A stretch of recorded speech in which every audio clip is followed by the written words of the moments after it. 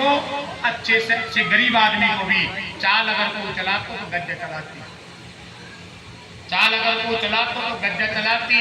और रामचरितमानस में इस बात को बाबा तुलसी ने भी सबसे पहले लिखा है अर्थ, सबसे पहले लिखा है अर्थ, फिर लिखा है धर्म, फिर लिखा है काम और फिर लिखा है मोक्ष। सबसे पहले अर्थ लिखा है, और अर्थ का मतलब क्या है? व्यवस्था। पूछला तो बताओ।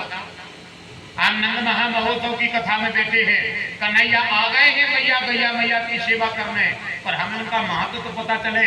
हमने जिस पात्र में खाया उसी में छेद कर दिया। हमसे गया गुजरा कौन होगा बताओ साहब? विचार करो। सब अपन सब कैटेगरी के लोग इतने बैठे भैया।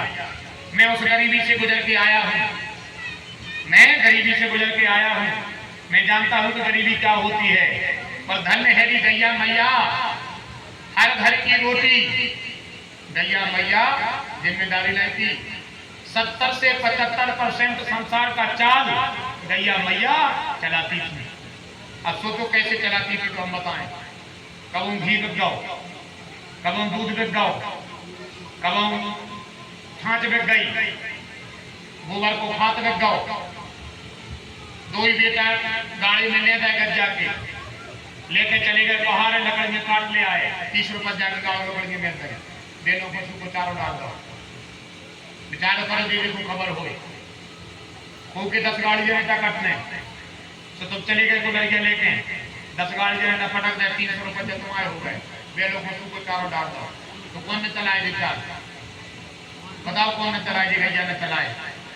ये व्यवहार आवो जाओ, आज तुम्हारे सुविधा हो गई, आज ही सुविधा हुई तो तुमने आ नहीं घर से निकाल दो।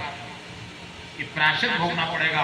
ये जब भगवान जिन गैया मैया की सेवा के लिए अवतार लेकर के नंद के आंगन में आवे, विचार करो तो कुछ तो होगा गैया मैया में, कुछ तो होगा। विचार करो, जिनके गोबर में गणेश जी की शुरुआत हो, जिनके गोबर से गणेश बनते हो, जिनके गोमूत्र को गंगा की उपमा हो, जिनकी लार में 7 समुद्र बसते हो, जिनकी नासिका में जीवन की मृतजनी बसती हो, विचार करो वो गैया मैया क्या होगी। और आज वो रोडों पे देखो साहब उनकी क्या हालत हो गई। आप आजीवन एक गैया की सेवा का संकल्प लो साहब, और कुछ काम जीवन में करना। जीवन में कभी एक गरीब बेटी का कन्यादान करना। हम कह चाहे कमरा ने मरवा पर जो मोड़ा था, हाँ जरूर नहीं ना, ये तो लक्षण उन्होंने करे उसमें खुद ही बनवा ले। उन्हें को लक्षण उन्होंने नहीं करे तो बाखर को तक पता नहीं पर कभी पटोटी बेच दे रहे तो तुम्हें पता तक नहीं पा रहे। तुम खुद ही चुका फिर होकर मालक ने हो तो घर ले ले, अब मोड़ा नहीं मार लगे तो घर क्या आपकी लगे ना सही कर दो, तुम्हें कौ आंखों के सामने कर देगा बाद में तो बहुत बड़ी बात।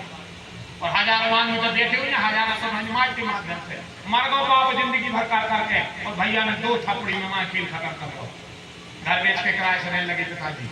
ऐसे कई बैठे हुए हैं और कई तुम्हारी जानकारी में तुम्हारे रिश्तेदार होंगे। कहा मतलब ऐसी जायदाद को ने तुमने ऊपर सुख जानो, उन्हें जे को कहो तो ने ऊपर महत्व जानो। तो व्यर्थ की चीजें है ये, कछु कर पाओ जीवन में चाहे नहीं कर पाओ, पर जीवन में एक बार किसी गरीब बेटी के कन्यादान का हिस्सा जरूर बनना, जरूर बनना किसी गरीब बेटी के कन्यादान का हिस्सा। और मैं तो अब छोटे में बड़ी बात न हो जाए, निकल तो बात है वो में, पर अब मान को सरकार जाने। हम तो हमारे यजमानों से भी कह रहे हैं कि एक आध देर के कार्यक्रम में पंडा जी तुम भी सुन रहे हो रूप सिंह भैया, एक आध देर के कार्यक्रम में राजा भैया भी सुनो, पंडा रूप सिंह भैया भी सुनो और यजमान भी सुनो।